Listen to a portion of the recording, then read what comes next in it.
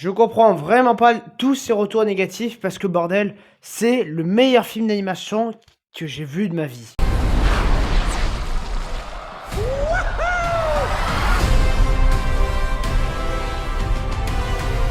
Bonjour à tous, c'est Tom Roche, j'espère que vous allez bien. On se retrouve aujourd'hui pour la critique de Super Mario Galaxy, le film. Alors, donc ce film est toujours réalisé par les deux mêmes personnes, alors je sais plus comment ils s'appellent, mais qui ont fait le premier opus.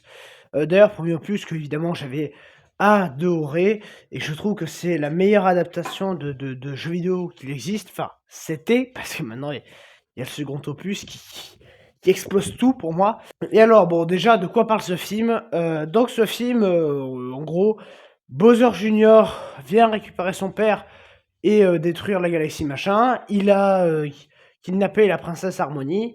Et donc, Mario, Luigi, Peach, Todd et le nouveau copain Yoshi vont devoir tout faire pour sauver la galaxie. Juste, moi je vais vite fait revenir sur les retours, bon, presse. Et si vous aimez voir des films, des blockbusters, des films tout court, je vous conseille plus l'avis des spectateurs ou des gens comme moi, parce que moi je suis pas une critique payée, je suis pas quelqu'un qui est payé pour faire des critiques de films. Voilà, moi je suis juste un spectateur lambda qui va au cinéma, qui voit un film et qui vous en fait un retour, positif ou négatif, en fonction de comment j'ai perçu le film. Moi, je vous conseille plus ça, parce que les critiques presse sont souvent payés, sont souvent, enfin, ils vont jamais chercher plus loin que leur nez. Et en fait, eux, dès que c'est un blockbuster, c'est de la merde parce que c'est pas le dernier film à la con, un tel ou de mes deux. Donc voilà, bon, moi c'est comme ça que je vois, c'est-à-dire qu'un Jacques Audiard va toujours avoir des meilleures notes qu'un Mario Bros. Voilà. Parce que je comprends, Jacques Audiard c'est censé être intellectuel, alors que le scénario il est écrit avec le cul, comme en témoigne mon Anaflop consacré à Emilia Pérez. Mais voilà, c'est comme ça, hein, c'est triste. Mais la presse ne félicite pas un film pour sa vraie qualité, félicite un film par idée politique, par le fait qu'ils sont payés des fois par le studio. Bon oui, j'ai surkiffé le film, évidemment, il faut que vous y allez. C'est un film à voir en salle, vraiment. S'il y a bien un film à aller voir en salle, c'est ça, quoi. Donc déjà, l'animation, c'est la plus belle que j'ai vue, et très clairement, là, Illumination, qui depuis toujours, pour moi, m'ont toujours impressionné, mais là, fout des claques toujours plus belles. Et à la fin, ça va finir qu'en fait, tous les autres studios vont mettre la clé sous la porte. Non, parce que eux, ils font toujours du chiffre, parce que les films sont magnifiques. Et puis à côté, t'as un Jumpers à la con qui peine à faire 300 millions. Alors, les musiques, voilà, je vais pas traîner trop longtemps. C'est là aussi juste génialissime en termes de musique. T'en prends vraiment pour ton grade et pour tes oreilles. Brian Tyler, je crois que c'est, qui a fait les musiques.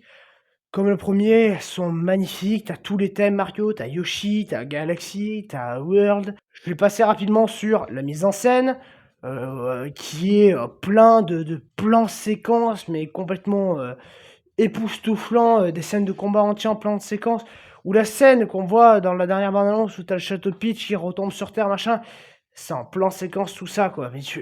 Mais là, j'ai pété un boulard. Je me suis dit, non, mais là, les gars, ils ont complètement craqué, quoi, en termes d'animation.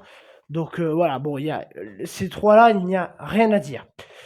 Moi, je vais venir sur l'histoire. Alors, bon, qui est simpliste. Alors, à tous ceux qui viennent casser les couilles parce que, oh là là, l'histoire, elle est simpliste. Bon, ça vous dérange pas quand c'est Superman qui fait une histoire simpliste.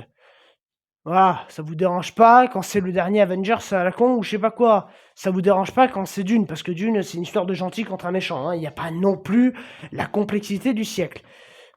Quand c'est Barbie, ah, vous venez le sucer le film, alors que le film, il est écrit avec le cul, quoi. Hein. Donc au bout d'un moment, arrêtez. L'histoire, oui, ben, c'est un dessin animé pour enfants, c'est Mario. Hein, Mario, ça n'a jamais eu l'histoire complètement folle. Concernant la suite, vu les scènes post-génériques, parce que oui, il y en a deux. Hein, voilà, restez jusqu'à la fin du générique. Je pense évidemment qu'il y aura un autre méchant pour le prochain, enfin du moins je l'espère. Mais bon voilà, c'est quand même bien fait. Et on peut pas dire que le scénario est mauvais, parce que dire que ce scénario pue la merde, c'est dire que, en fait, tous les films qu'on se bouffe depuis plus de 30 ans, c'est de la merde. Non mais, c'est triste, mais c'est vrai. Si pour vous, ce scénario pue la merde, ça veut dire que tous les films qu'il existe puent la merde. Parce que c'est un blockbuster comme un autre. Niveau histoire, hein, c'est un gentil, un méchant. Sauf qu'ici, ça restera bien plus en tête par le développement, par l'animation, par la mise en scène, par les musiques. Et en fait, le film, pour moi, est une bonne adaptation dans le sens que Mario, bon, à part à la rigueur les RPG, mais t'y joues pas pour son gameplay à Mario. Enfin, t'y joues pas pour son histoire, pardon, t'y joues pour son gameplay. Et pour moi, et c'est ce qu'avait compris le premier film, et ce second l'a toujours compris, on s'en fout de l'histoire. Nous, on veut faire le gameplay. Donc, toutes les scènes d'action, les scènes d'humour, les machins, c'est le gameplay. Voilà. Donc, moi, je trouve ça normal. Alors, il y en a certains qui viennent dire que, oui, niveau montage, ça fait un peu TikTok. Alors, il va falloir qu'on me définisse qu'est-ce que c'est le montage TikTok, parce que bon, moi, j'en sais rien, je vais jamais sur TikTok. Je n'ai pas cette vidéo à la con, là. Mais non, c'est un montage de blockbuster. Donc voilà, ça court de partout, tout ça. Mais c'est pour les gosses, il faut bien, les gosses, pas faire un film mou de la bite, qui raconte pas grand-chose, et on se fait chier. Bon, voilà, c'est Mario, il y a besoin d'action, de fun, d'aventure, quoi. Pour moi, ce film, c'est exactement ça. Voilà, ça va de partout, ça part dans tous les coins, c'est Mario. Voilà. Donc, pour moi, critiquer l'histoire, non. Bon, après, effectivement, il y a beaucoup de choses qui s'y passent. Il y a Fox McCloud, voilà, je cherchais le nom. Donc, de Star Fox, bon, il a été leak. Il y a pas... Enfin, il a été leak. Nintendo l'a lui-même révélé, hein, donc j'ai rien à spoiler là-dessus. Il y a d'autres trucs que je ne spoilerai pas, mais pour ça, oui. Et en fait, voilà, il y a beaucoup de personnages. Ça, c'est vrai que c'est un récit très très riche en personnages. Mario, Luigi, Todd, Yoshi, Peach, Harmony, Fox McCloud. Bon, en gros, Harmony, en début de film, elle s'est capturée. On la revoit par intermittence, mais elle est toujours capturée. Donc, tu vas suivre le récit Bowser Junior et Bowser, un peu. Voilà. Tu vas suivre le récit Mario, Luigi, Yoshi et le récit Peach et Todd à l'aventure, qui vont finir par évidemment se regrouper. Parce que donc ce film doit être une suite à Mario, mais doit être aussi la porte d'entrée de l'univers de Nintendo.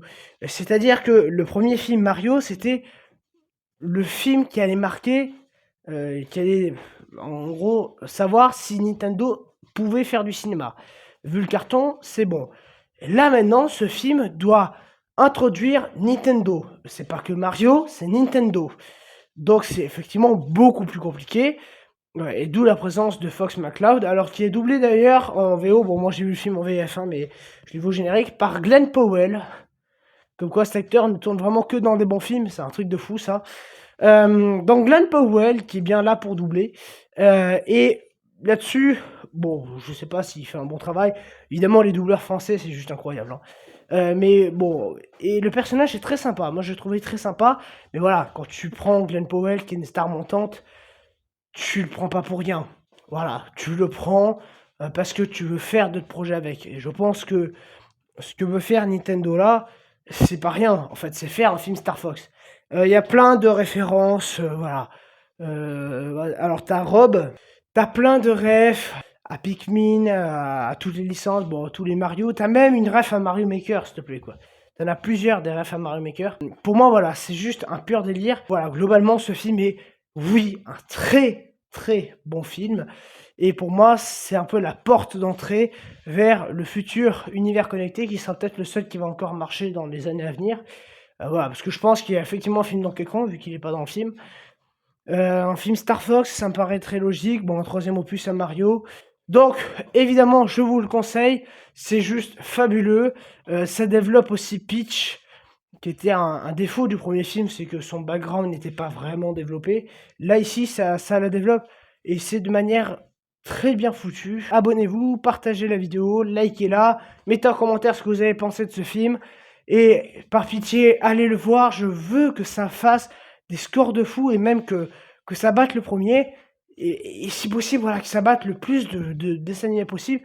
Peut-être même que ça devienne le dessin animé le plus, enfin le plus gros carton dessin animé dans le monde. Alors là, ça serait merveilleux. Mais bon, voilà, on va attendre un peu les chiffres. En tout cas, moi je dis à très bientôt. Allez, ciao.